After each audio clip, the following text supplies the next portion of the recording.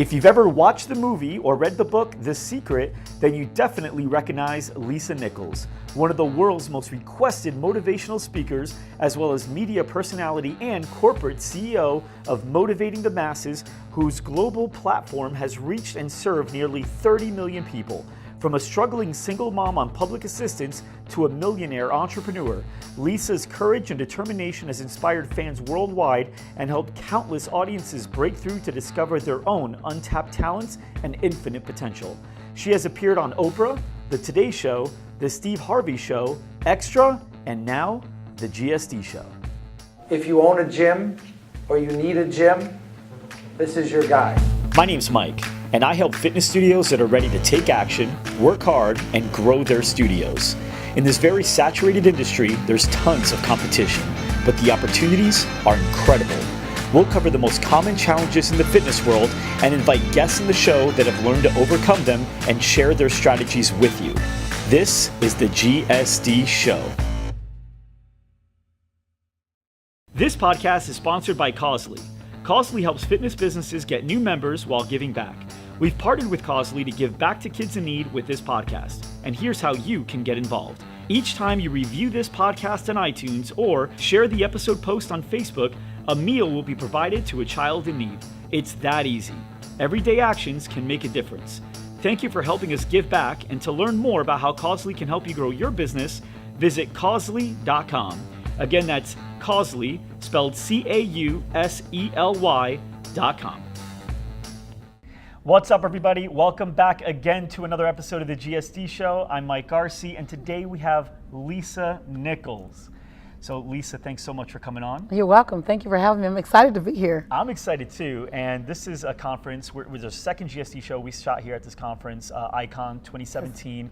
You're actually one of the keynote speakers here. From what I understand, you've been doing a lot of keynotes and videos over the last few days, right? Yeah, the last few months in several countries. Yeah, so give me the numbers, because you just told me, and that was pretty cool. So Monday, Tuesday, and Wednesday, I shot 42 videos, and then Thursday, Friday, and Saturday, I did 3 keynotes.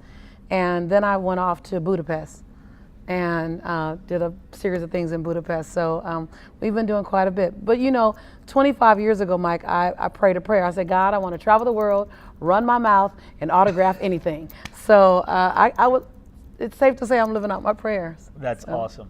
So let's start by really basing out this show, because the people that are listening and watching, they're all business owners or they're high-level players within the organization. Yes. And they want to do better. They want to make a much bigger impact. Yes.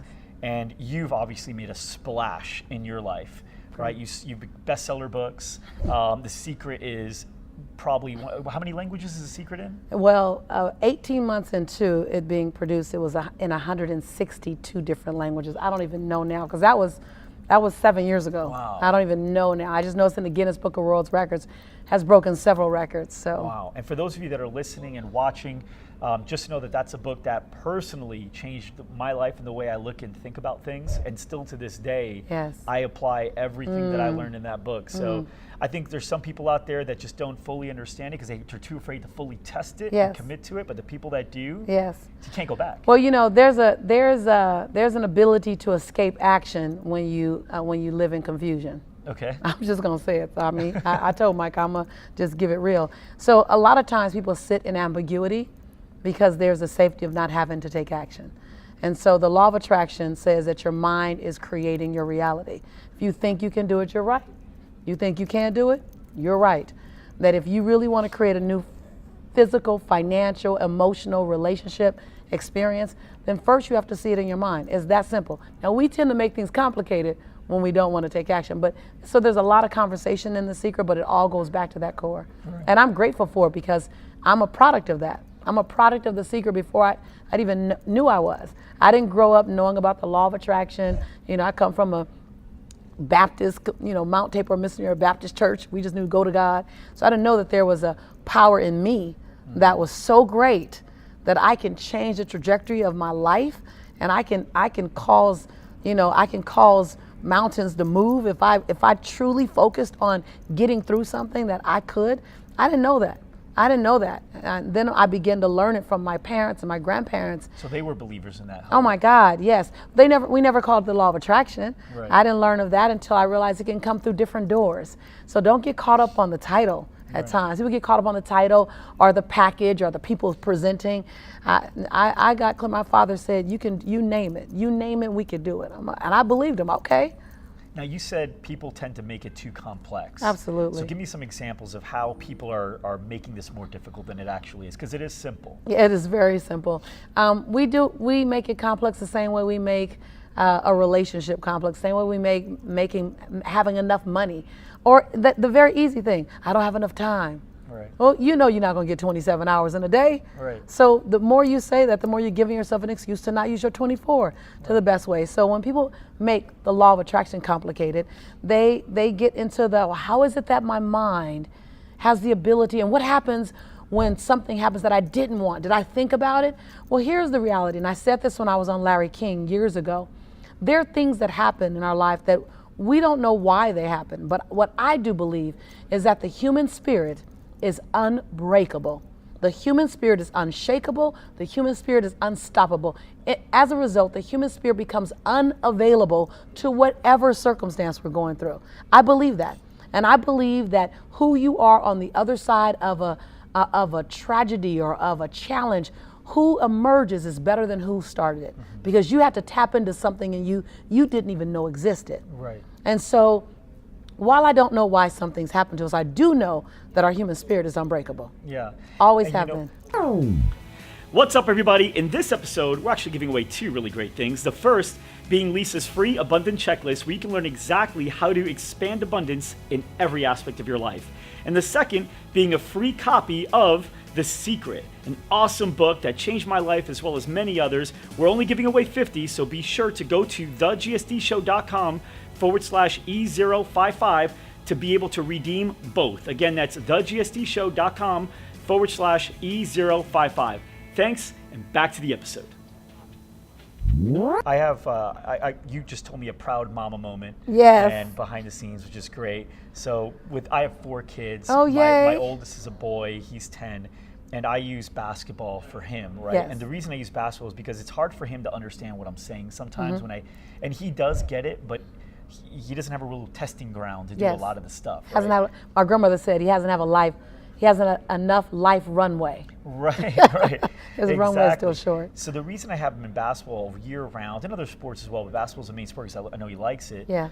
It's because I can show him quickly how if you work on something, you get good at it. Yes. And how if you want to learn how to do a lefty layup, you can do a lefty layup. Yes. And we start by having him imagine first, what does it look like and feel like when you make that lefty layup? Good and job. then he goes and starts doing it.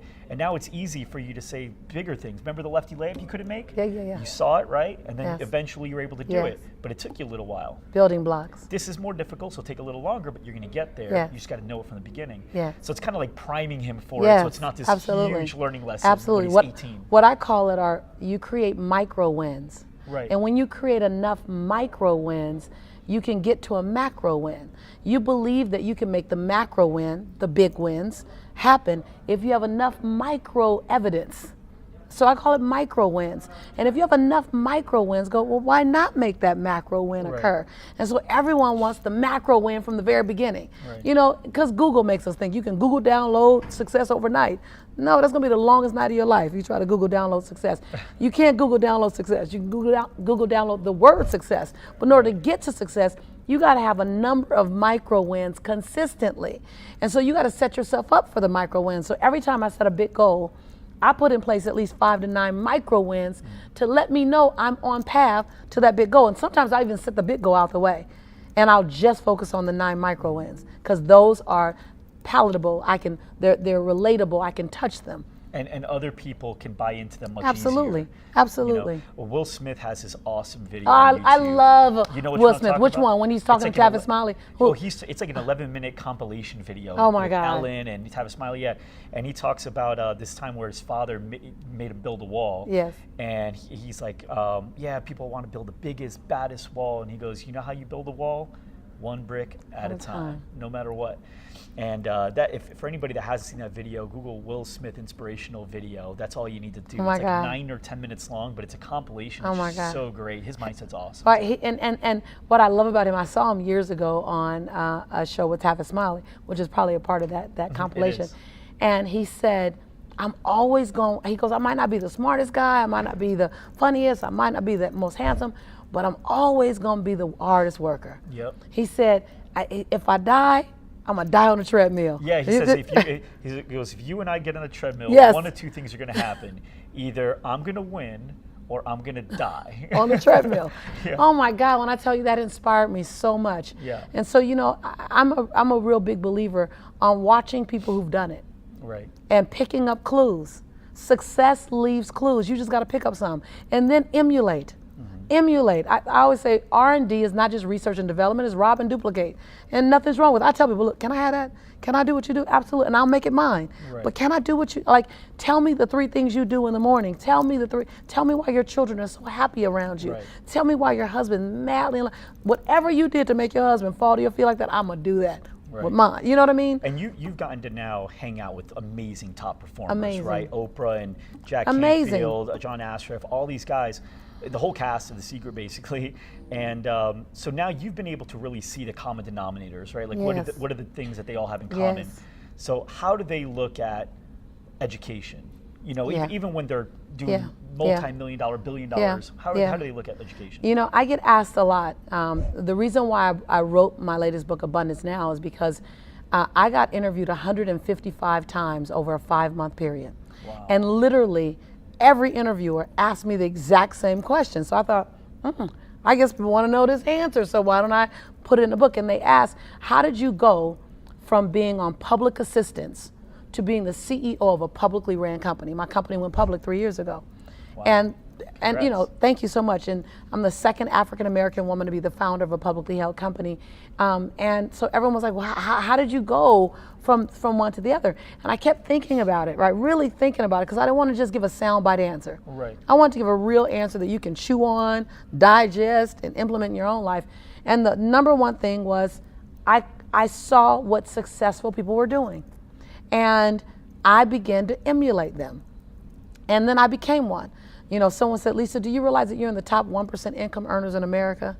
And I thought, well, thank you. I never took no, I'm so busy in my grind. I'm so busy on the treadmill, as Will would say. I didn't count how many people were on the treadmill. Right. You know, so that's one thing, is that I don't keep score. Benjamin Franklin says, comparison is and will always be the thief of all joy. Right. And so common denominators between the top 1%ers, I call it. When I wrote the book Abundance Now, I wrote the book thinking, what do the top 1% do? And then saying, here, if you do this every day, a little bit every day, I don't do a lot every day, but at least a little bit, folk like you're gonna do a lot. Right. Every day, your life trajectory has to go in that direction. It's inevitable, right? And so one thing is that people like myself and the other people that you mentioned, wildly successful people, is we are hungry learners. I tell people, if I am a good teacher, it's because I am a phenomenal student. And I know when I'm which one. I've been in rooms and people have regarded me, that Lisa Nichols, but someone else was teaching, I'm like, shh, don't talk about me. Like I want to get mine, because I have fed on people's nuggets.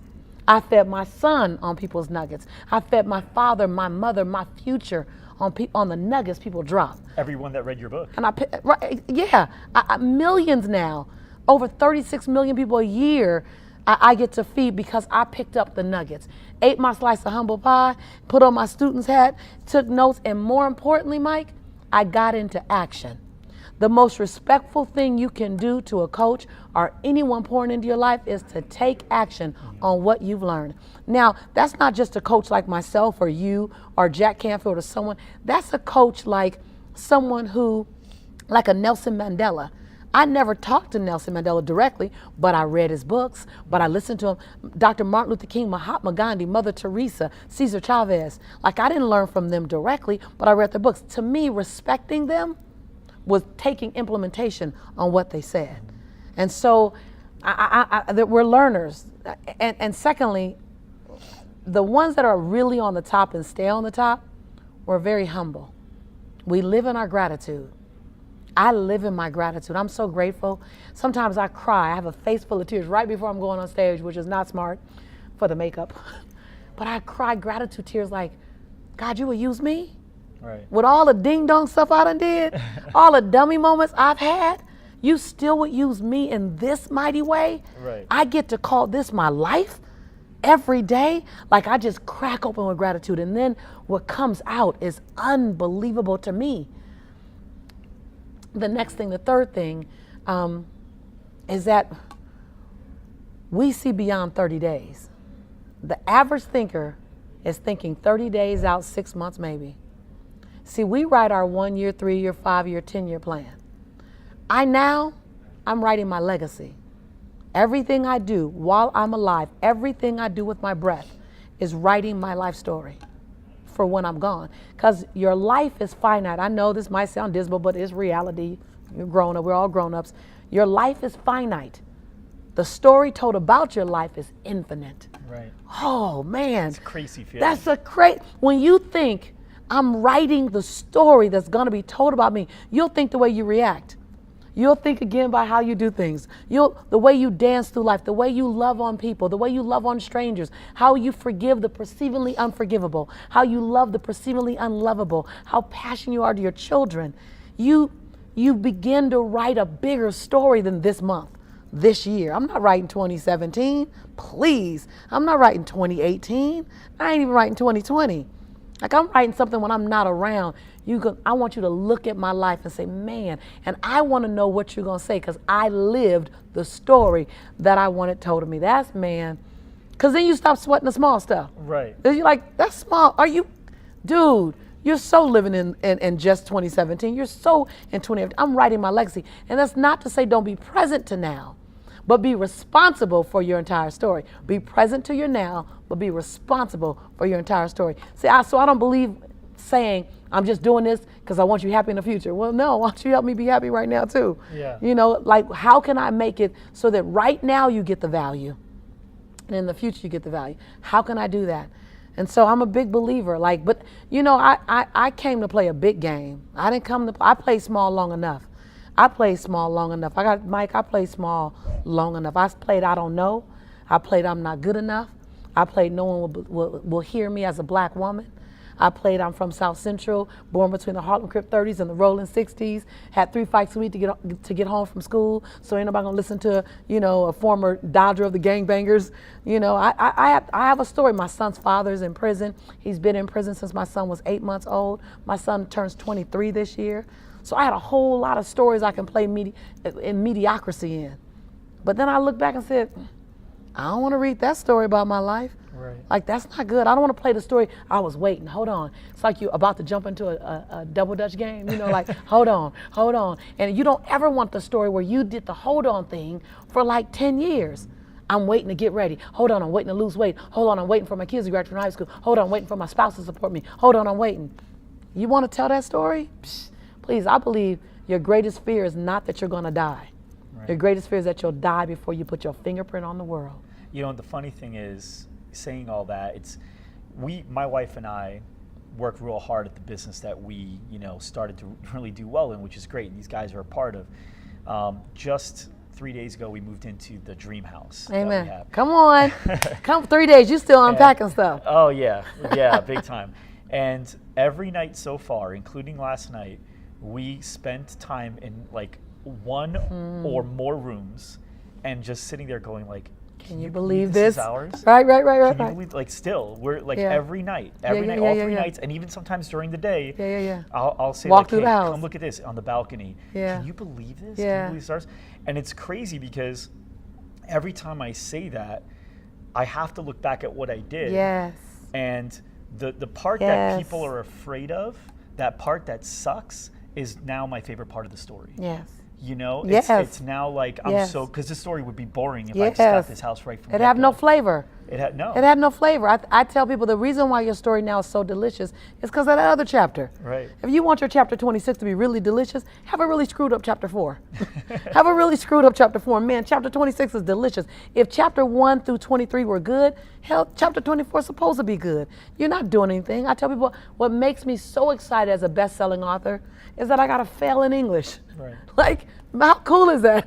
Like, what makes me so excited to be an international best-selling speaker or most requested speaker in some people's consideration is that I got a D- in speech. And my speech teacher said, Ms. Nichols, quote unquote, I recommend you never speak in public, that you get a desk job. Right. Like, that's what makes this so sweet. And it makes it sweet too because, you know, I posted this thing on Facebook about it. Yes. And there were so many comments on people saying, you know, hey, I needed this story You today. inspired them. Yeah, I needed that Your story today. doesn't belong to you. Right, which is a good feeling.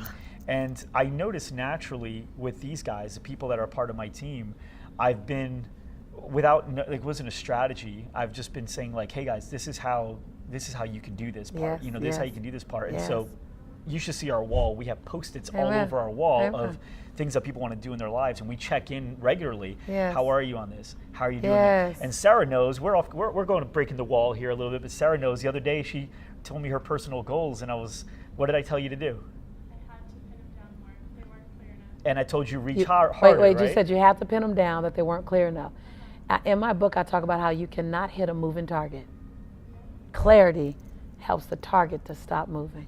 And your goals were a little too simple for you, right? Because you wanted bigger. You know you wanted bigger. You Just a played little small. nervous to write them down, huh? Right. Then they're real. Then they're out into the world. Yeah. So I said, get it just farther than you think you can reach. Yes. You know, and so now. I always say, if your dream's not scary, if it don't scare you a little bit, you ain't dreaming big enough. Right. If you know how you're gonna get there, then you've already done it. You need to know something where you know the what, but you're not even sure about the how. You know the what and the why. Yeah, you know the what and the why, but you're like, now, how am I going to get that done? That's a good dream. And I love your concept about what you do in your tribe, in your community, because I always say, get around a group of people who make you stand on your tippy toes. And what you did to Sarah is you made her stand on her tippy toes. You said, that's nice, but stand on your tippy toes. And I've surrounded myself with people who scared the bejeebies out of me. Right. I mean, a lot of people that you interview, I sit and I go, what are they talking about? Like, they're discussing quantum physics over dessert from dinner. I'm like, it's 9:30 at night. Y'all discussing quantum physics? And then I sit there and go, no habla español. You know, but I'm going to sit here until I understand what you're saying. Right. And when I tell you, it's changed my life. It's changed my life. We do a lot of coaching on our campus. And the first thing I do is I drop you in a tribe of like-minded people who are running as fast or faster than you. Just a little bit faster than you, because you'll speed up trying to catch them.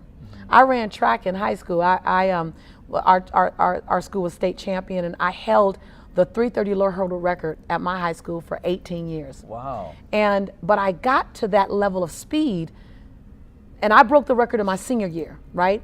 But I got to that level of speed chasing the same girl my sophomore, my junior year, who would cream me. But man, I just needed to see her in my path.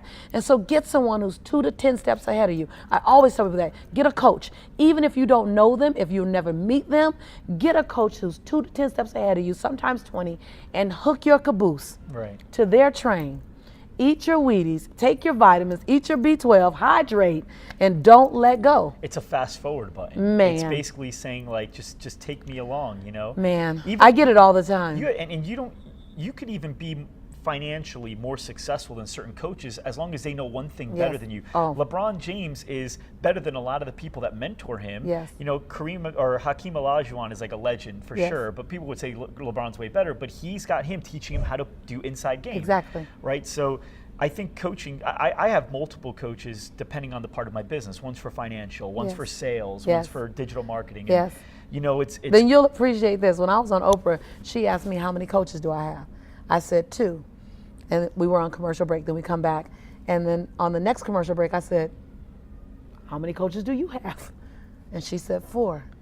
Really? And I left the Oprah show, and I knew 2 things. 1, I was on the right path because I had coaches. And 2, that I was going to get 2 more gotta coaches. double up. Right. So I could have 4 coaches. So you'll appreciate that because you do the same thing. That's awesome. Well, I just think it's so important because there's people out there that have obviously mastered something. Yes. And, you know, there's people that are watching and people that are listening that may say, I don't know if I can afford a coach right now, I'm just starting up, or I don't know, where do I even meet these people? Right. Here's what I will say is I didn't have that either, but Lisa had mentioned earlier about books and respecting people like Nelson Mandela. Yes. When I read a book, I feel like They're I'm your coach. coaching in the best Yes. way. And it's even better than a coach sometimes because they've literally had the time to carefully, thoughtfully Synthesize it. put Yep. it together in a Yep. book in an organized way. Yep. And you could only listen. Yes. You can't talk. You Right. can't. You can't waste get into time prove talking. mode. Let me show you what I'm doing. Just listen. Let me pour into you. And when I wrote my book, I wrote Abundance Now, the book that's out now, and No Matter What, the book that was before that. I wrote the books as if they were a coaching session. So it's so funny you say that. And I expanded them to be a workshop. So at the end of every chapter, I gave you something to do. And then I say, do this before you read the next chapter. Don't rush. It's your book. You own it. This can take you 3 months. Right. It's totally fine. But if in 3 months, 6 months, you move forward because you were in action. I always say there's a difference between a passive learner and an active learner. Right. So whenever someone steps on our campus, we have a virtual campus, we do live trainings, and then we do online trainings, and we do online live trainings. Whenever someone steps on my campus, I say, listen, I am a transformational coach. I am not here to entertain you, though I can be quite entertaining. I'm not here to entertain you. I'm here for your transformation. I'm here for your breakthrough. So I'm going to take you to a certain point, then I'm going to give you something to do. This is a monologue. This is not a monologue. This is a dialogue. And so I literally will stop the process, online coaching and live coaching, and go, now your turn. And give them something. And people are like, what? Yeah. See, you are your own rescue. Right. You are your own rescue. And when you get there, you are your own rescue, then you recognize, hold on, I need to constantly be doing my own curls. I need to constantly do my own crunches. I wish I could download Serena Williams abs. But if I want a six pack like Serena Williams, I got to do my own sit-ups. I've been watching her abs for years. Right. And other parts of her body going, I just want to order that. Can I just download that? It has not come yet until I do my lunges, my squats, and my sit-ups. And when you think of it that way, all I need is for you to give me some coaching on how to do it, and then I'm going to do my work because I want my six-pack. I don't want to keep watching yours. Right. Yours might be nice, but I want my own. And so I love that. I love when entrepreneurs and business owners and I call them parallelpreneurs. You're working inside of a company, but you're building your own individual brand. So you're not an entrepreneur, you're a parallelpreneur. I love it when they say, give it to me. Let's go. Let's build something I've never seen before. But here's the thing. And we make it sound sexy, but listen, it ain't all sexy. Let's be clear.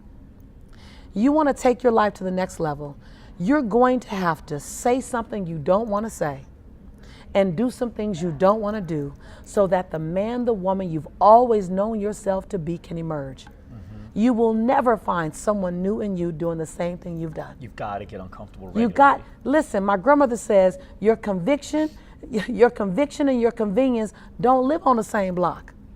They don't even live in the same zip code. That if you're truly convicted about something, meaning you're passionate about it, then you're willing to be mildly to moderately to significantly inconvenienced for that thing. That house you live in, that house cost you some sleep. It cost you some days. It cost you some time with your children. You were willing to be inconvenienced for your conviction. Right. That's why you on that balcony and other people not.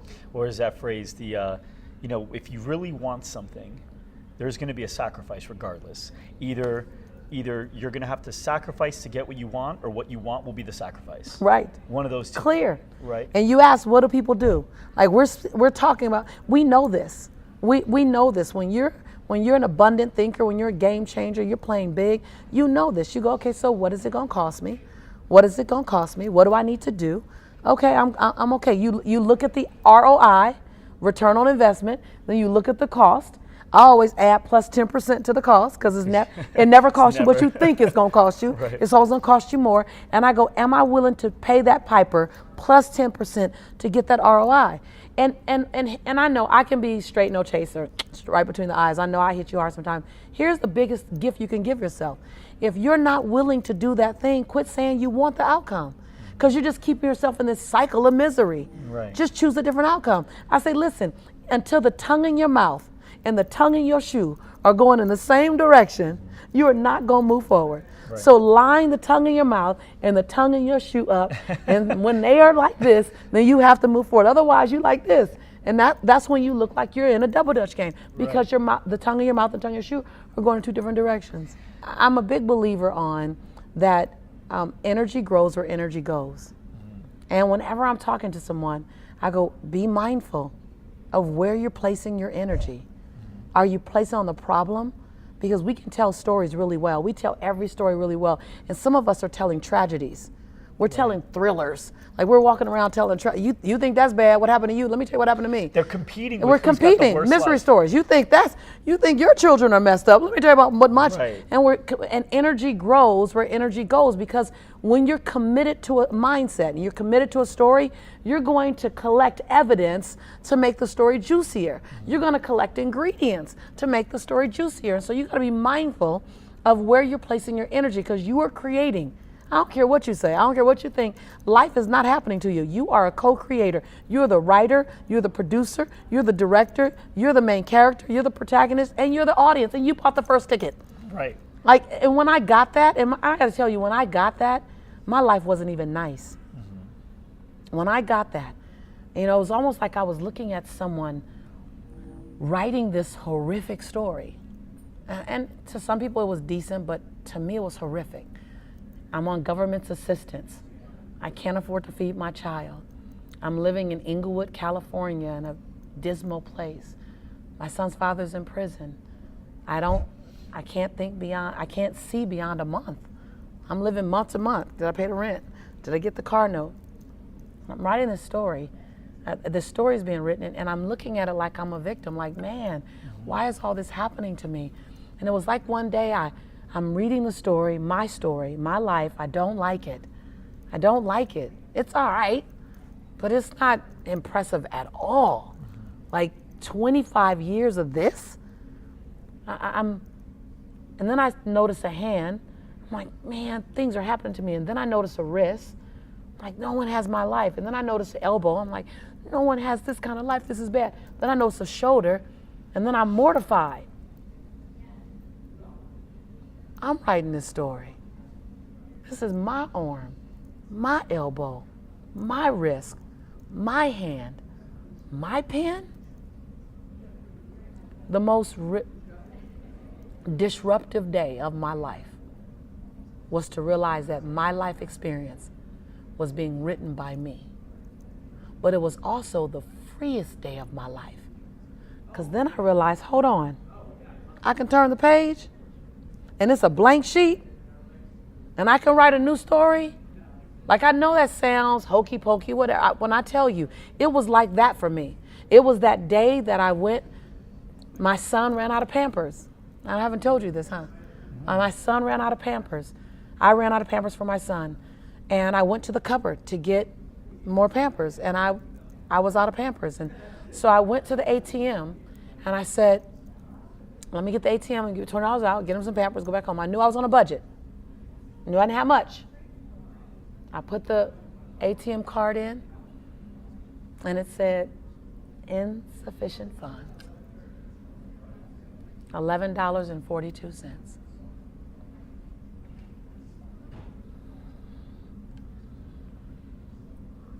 And I had to wrap my son in a towel for 2 days.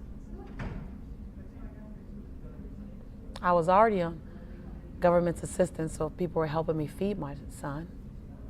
Now I gotta wrap him in a towel. Like, when did it get this damn bad? I just got one job. That's to keep my son safe. Keep him clothed and keep him fed.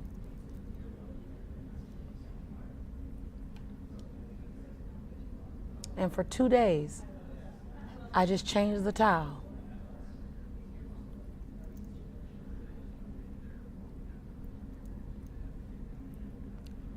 And on the second day, I put my hand on his stomach, his little stomach, laying on his back.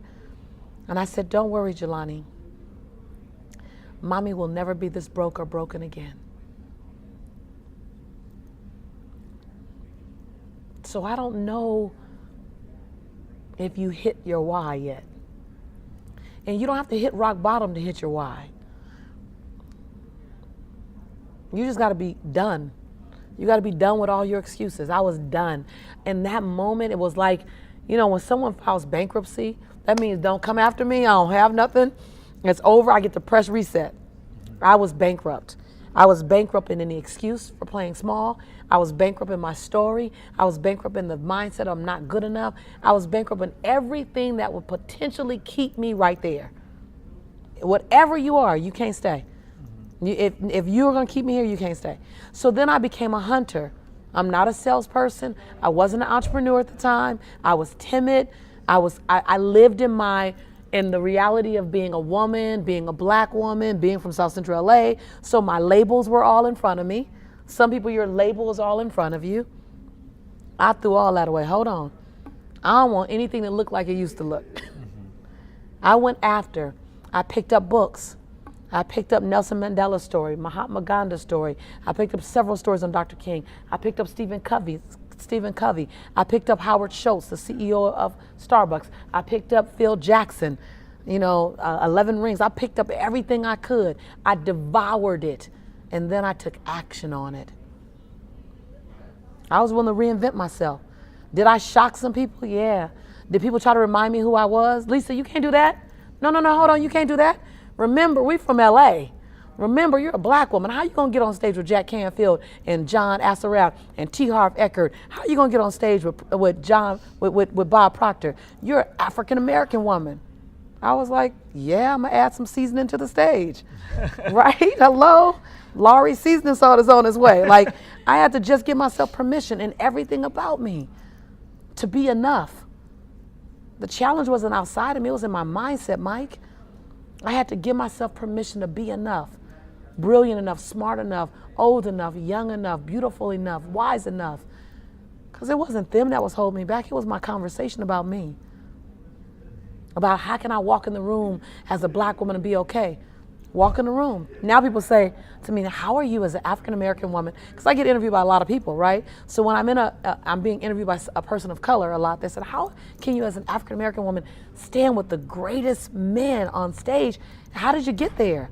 As an African-American woman, I said, I didn't get there as an African-American woman. I got there as a change agent, a contributor to this planet.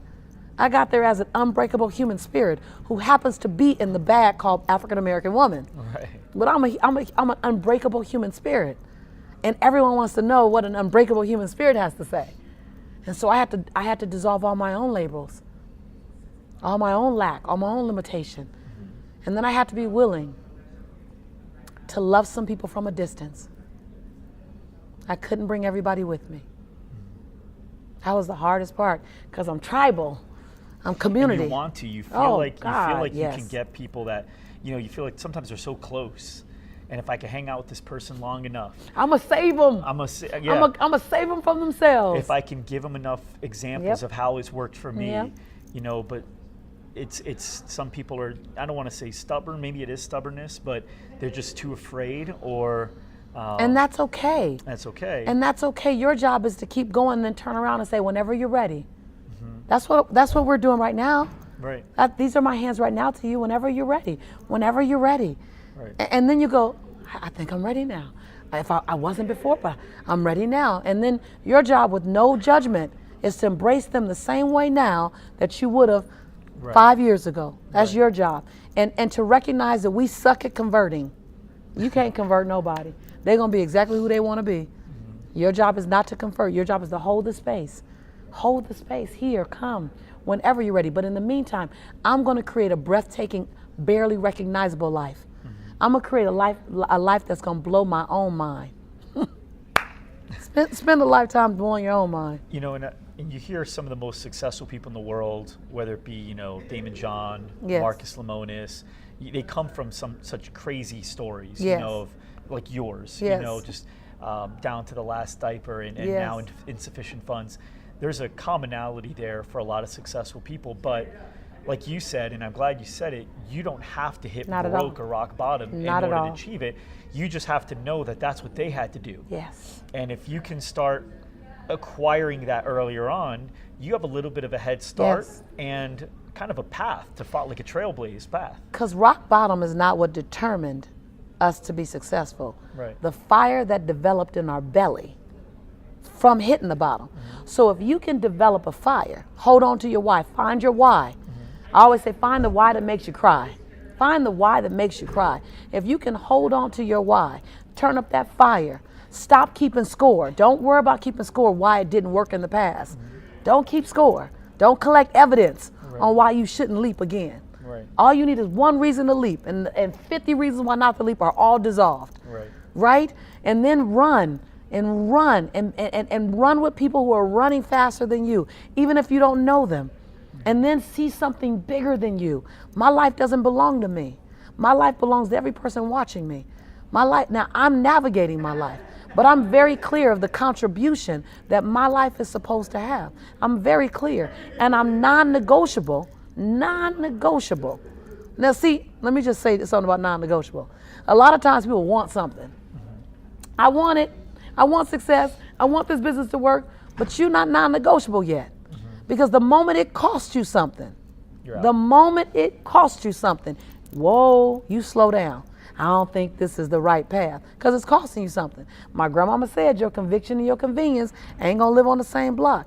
When you become non-negotiable, Mike, like you look at the mountain that's in front of you and you go, now, are you gonna move? Are you gonna bow down? Or am I gonna get my glutes ready and run over you? Right. Like it's not even, is the mountain gonna stop me? Because non-negotiable, don't even worry about the mountain. Yeah, and you talked about, you could just take that fire in the belly. As long as you have that, that's what makes you there. You hear these humble beginnings, and Jordan had that, got cut from the varsity team. You heard that. But you take Kobe Bryant, his father was in the NBA, right. Jelly Bean Bryant, right? Right. And so he didn't have that, came from the gutter. Suffer. But no. he is relentless. Had a fire. He is relentless. So don't think, oh man, I'm not going to have it because I don't have that story. Right. Because that's another excuse. That's another excuse. That's another excuse. Just know your pattern. Because how you do one thing is how you doing everything, right? Yeah. So just know your pattern. If you're committed to it not working, you're going to collect evidence. But if you're committed to it working, energy grows where energy goes.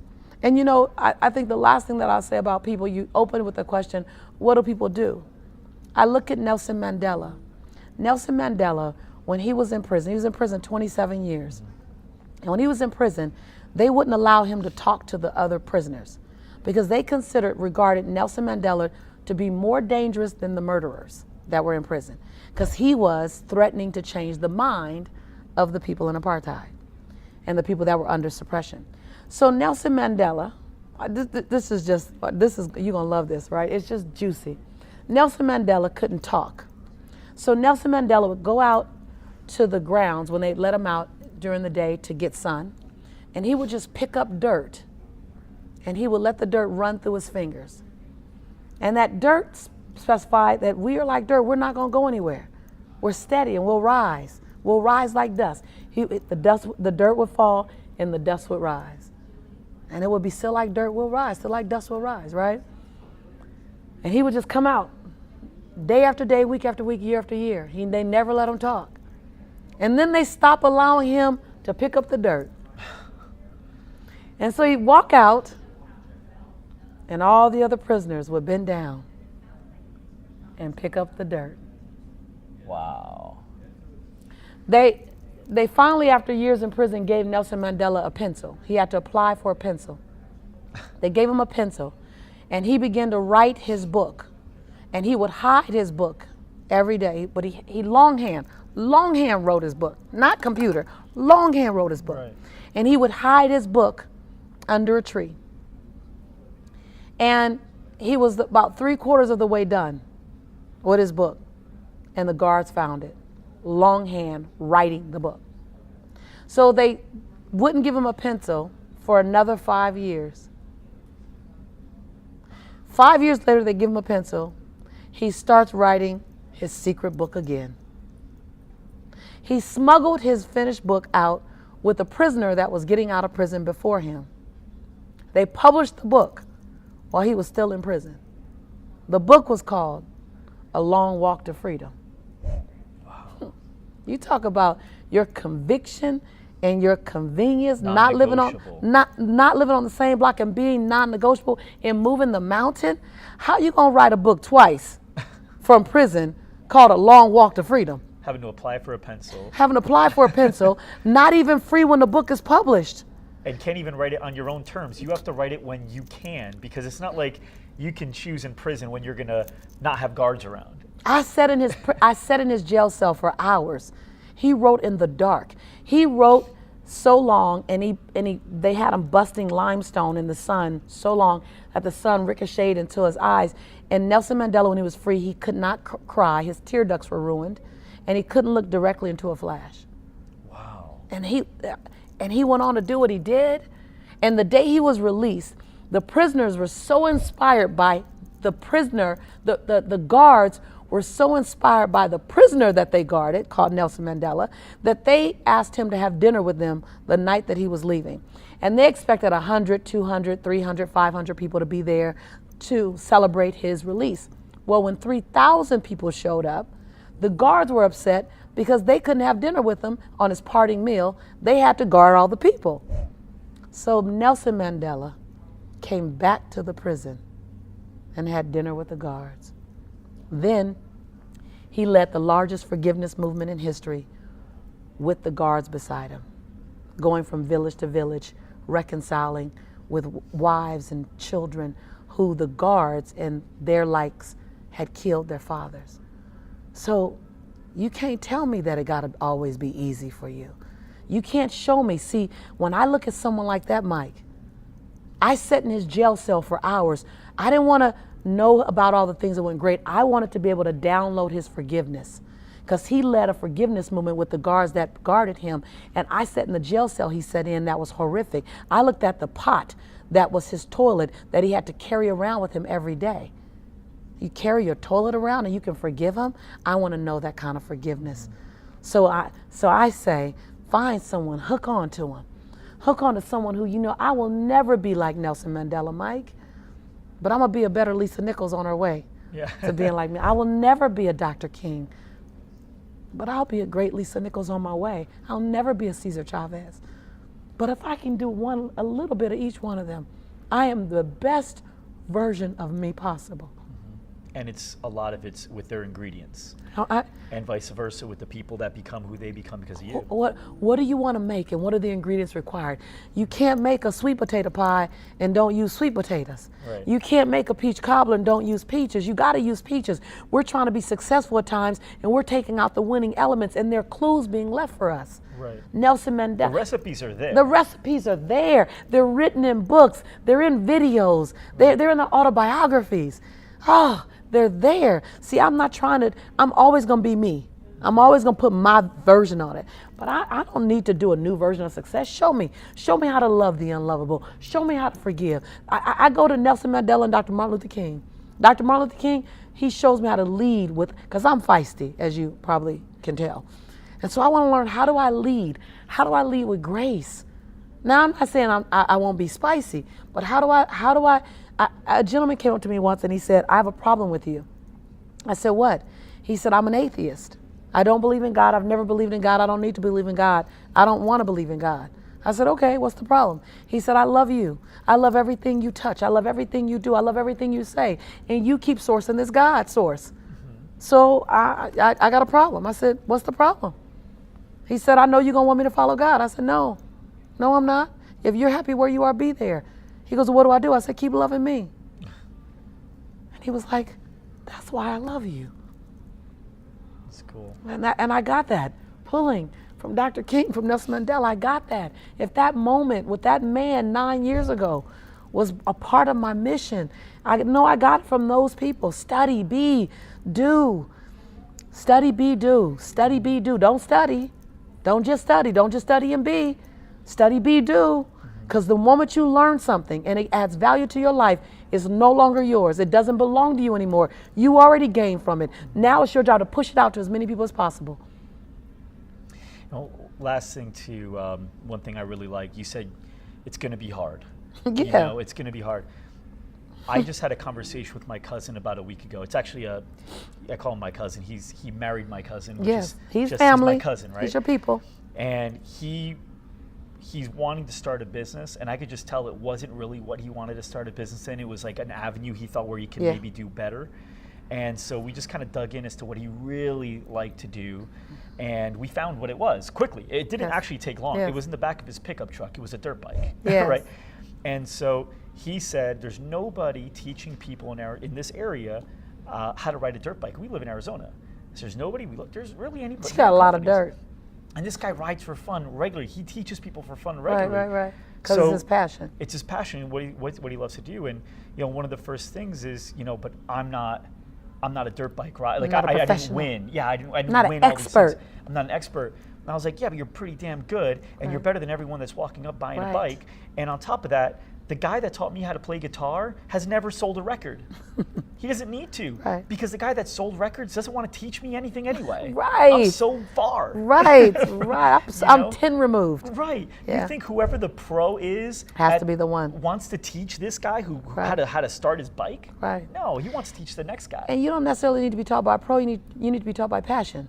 Right, exactly. And so one of the things he said is, I just feel like it's going to be hard. And I told him, dude, you want it to be hard. The harder it is, the better, because it's going to be harder for anyone else to do it.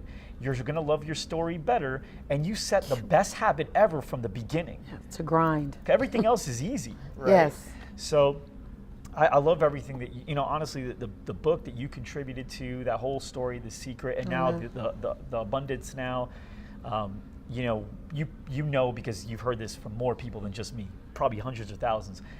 It's changed my life. It's changed the life of many people that I've touched, because my wife met me prior to me watching that. Yes. My wife's life is different. Yes. My kids' lives are different. You know what I The mean? ripple effect. And so every time I hear it, I'm grateful though. Yeah. I don't ever hear it and it falls on assumptive ears. I'm forever grateful. I ask God, use me. Use my life to be an instrument for others. Use my life to be a light, a beacon of authenticity and transparency. So I may have heard it thousands of times, but every time it lands right here, because I simply want my life to help tell a story, to write a great story. And when I hear that, I go, that's going to be a good story to read. I appreciate it. So thank you. Thank you very much. And for all of you that watched this episode and listened in, I know that you got a ton of value out of this. If you haven't watched Secret yet, if you haven't read Abundance Now yet, make sure you get it. It's spicy. It's so spicy. Get some water or wine, whatever's your thing. Get a lot of spice. Spice is good though. It actually increases your metabolism. That's what you guys like. Yeah. So. Well, and sometimes we need someone to love us enough to give it to a straight no chaser, to say I love you. And if I told you the naked truth, what does it look like? So in that book, I don't just tell you my wins. I tell you my biggest breakdowns. I tell you the mistakes I made that I wish I wouldn't have thought through better, because that gives you as much value. You know? Absolutely. You want to know that from us as well. Absolutely.